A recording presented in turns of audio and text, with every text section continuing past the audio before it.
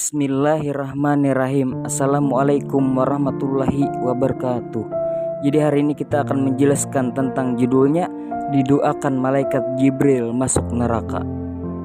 Suatu ketika Nabi Shallallahu Alaihi Wasallam naik mimbar. Sebagian riwayat menyebutkan saat itu di akhir bulan Sya'ban. Menjelang masuk bulan Ramadan, tiba-tiba saja beliau mengucapkan amin.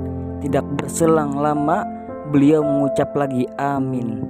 Beberapa saat kemudian beliau mengucap lagi amin. Salah seorang sahabat yang hadir saat itu memberanikan diri untuk bertanya, "Wahai Rasulullah, engkau naik mimbar dan tiba-tiba saja engkau mengucap amin hingga 3 kali tanpa kami tahu apa maksud dan tujuannya." Dengan tersenyum, Rasulullah SAW memandang para sahabat yang tampak penuh tanda tanya. Dengan sikap beliau tersebut kemudian beliau menceritakan ketika naik mimbar tersebut, tiba-tiba malaikat Jibril datang dan berkata, "Barang siapa yang mendapati bulan Ramadan akan tetapi belum juga diampunkan dosanya hingga ia mati, kemudian ia masuk neraka, maka sungguh Allah telah menjauhkannya dari rahmatnya." Dan malaikat Jibril berkata kepada Nabi Shallallahu Alaihi Wasallam, "Katakanlah amin."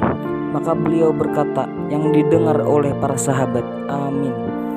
Kemudian malaikat Jibril berkata lagi, "Barang siapa yang mendapati kedua orang tuanya atau salah satu dari keduanya dan ia berbuat baik, tidak taat kepada keduanya hingga ia mati, kemudian ia masuk neraka, maka sungguh Allah telah menjauhkannya dari rahmatnya."